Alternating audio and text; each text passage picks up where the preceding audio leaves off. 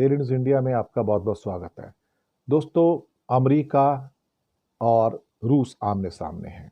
America ने अपनी 2 परमाणु पनडुब्बियां बाल्टिक सी और अलग एरियाज में भेज दी हैं, रूस के तट पर भेज दी हैं। और साथ ही में रूस ने भी अपनी बहुत सारी न्यूक्लियर सबमरीन्स इस समय एक्टिवेट कर दी हैं। हालात प्रति घंटे बिगड़ रहे हैं।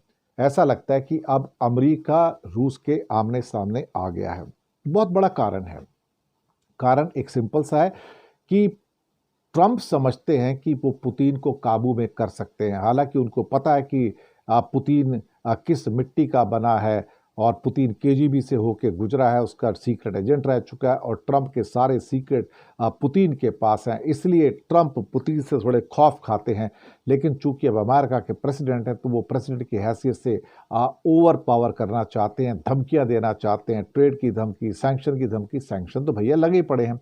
उसके बावजूद भी तो अमेरिका ने 2024 के अंदर 40,000 करोड़ का माल रूस से खरीदा था, जिसमें यूरेनियम भी था, जिसमें टाइटेनियम भी था और जिसमें बाकी चीज़ें भी थी। तो दूसरों को सबक सिखाने से पहले अपने गिरेबान में झांक लें।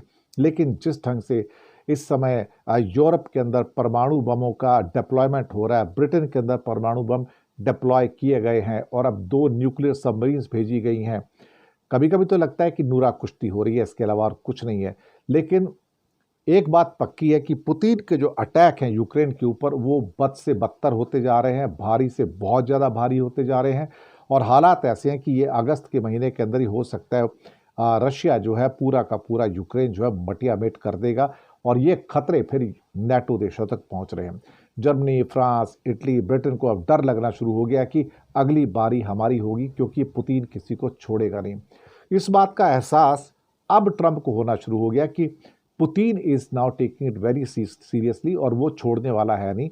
और उसने अपनी ऑर्शेनिक जो मिसाइल्स हैं, जो 10 मैक की स्पीड से उड़ती हैं, यानी कि 12,500 किलोमीटर की स्पीड से, और कोई भी एयर डिफेंस सिस्टम उसको कैच नहीं कर सकता, इंटरसेप्ट नहीं कर सकता।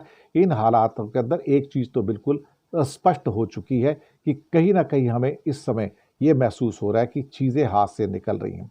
रशिया इस टाइम बहुत स्ट्रांग हो रहा है और अगर यूक्रेन हाथ से निकल जाता है तो ये अमेरिका और नेटो की पर्सनल हार होगी। और अमेरिका किसी भी हाल में नेटो को हारते हुए नहीं देखना चाहता, इसलिए यूक्रेन को मदद पे मदद देता जा रहा है। इवन जर्मनी ने भी अपनी पैट्रियट सिस्टम्स और खास तौर से सौंप दिए हैं इस समय, क्या कहते हैं कि यूक्रेन को। पर यूक्रेन कब तक उधार के सिंदूर से भैया सामना कर पाएगा, ये बहुत बड़ी बात है। मुझे नहीं लगता कि बहुत लंबे समय तक वो सस्टेन कर पाएगा। हमें सोचना होगा इसके ऊपर। शुक्रिया आपका बहुत बहुत।